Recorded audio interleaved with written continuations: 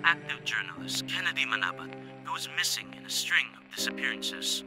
First Lady Imelda Marcos gave a statement on the matter, and I quote, "Hindi ito totoo at hindi dapat ito ang pinag-uusapan." End quote. Despite no formal investigations taking place, families still demand answers. Wala naman ang ginawang pulis tungkol dito.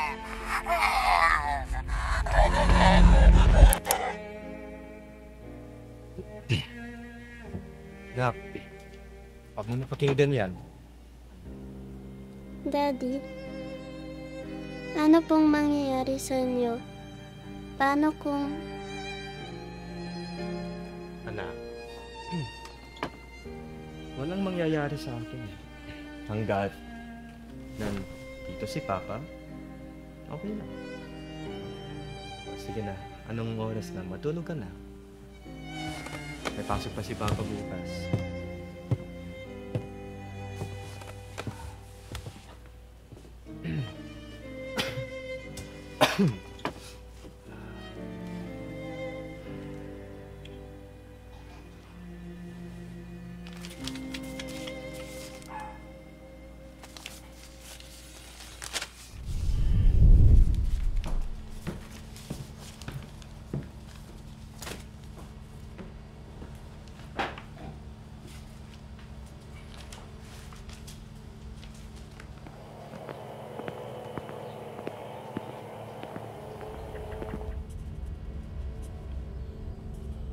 Sir, gusto niyo pa po ng kape? Ma'am, sige.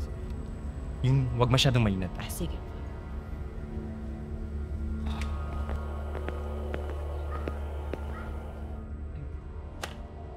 Balitano na mo ba yung sa kahapon?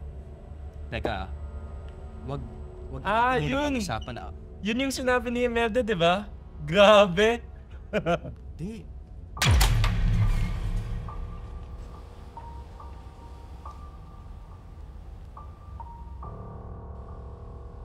Sino ang editorial artist nyo?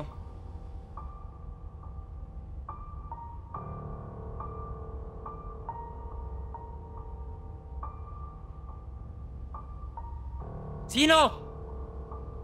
Tapos, kung sasagot? Lahat kayo madadamay. Ako! Ako yun! Ano ba gusto nyo? Ikaw, saan ka natutugong? Kamukha ba ito ni Madam Imelda?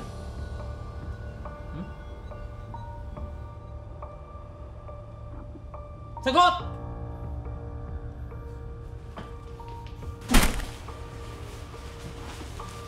Siguraduhin ka? Hindi ka na makakahawak ng lapis ulit. Teka lang! Diyan ka lang! Wait! Sa susunod na babanggitin mo pangalan ni First Lady, ayusin mo, ha?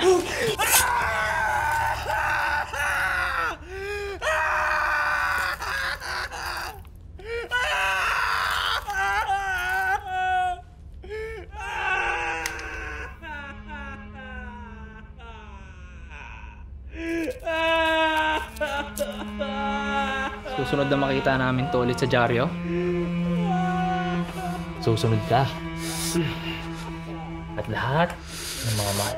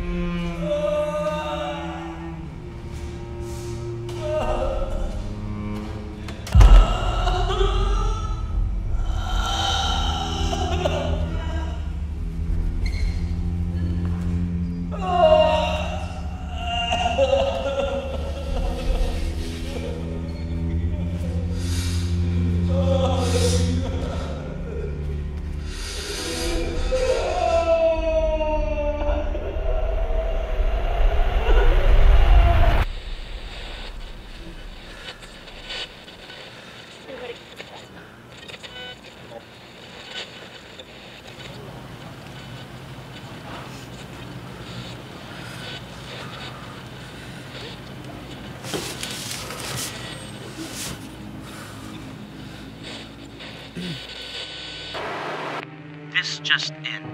Small-time newspaper company posts a story regarding what happened days ago, called Kamay ng Kamatayan. Soldiers stormed their offices and brutally assaulted one of their editors sent by Imelda Marcos herself. Imelda has once again decided to share her take on the story. And I quote, "They keep slandering my name when I had nothing to do with it, nor knew the soldiers involved." End quote. We now sit and wait for what will become of this news company.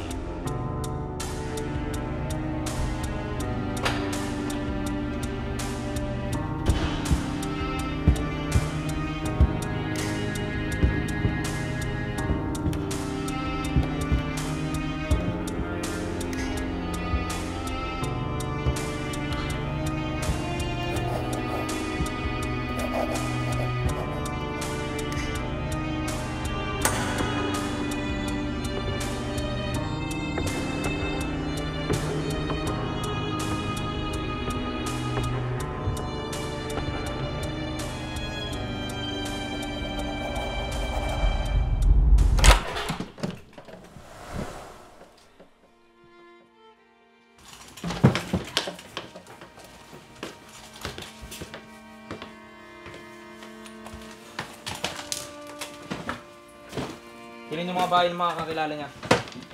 Sinasabi ko sa'yo, Carmen Alvarez. Sisi ka. Magsisisi ka!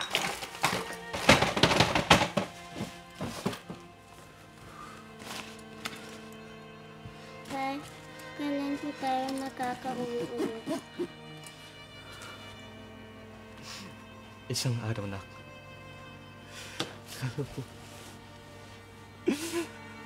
Padating din ang araw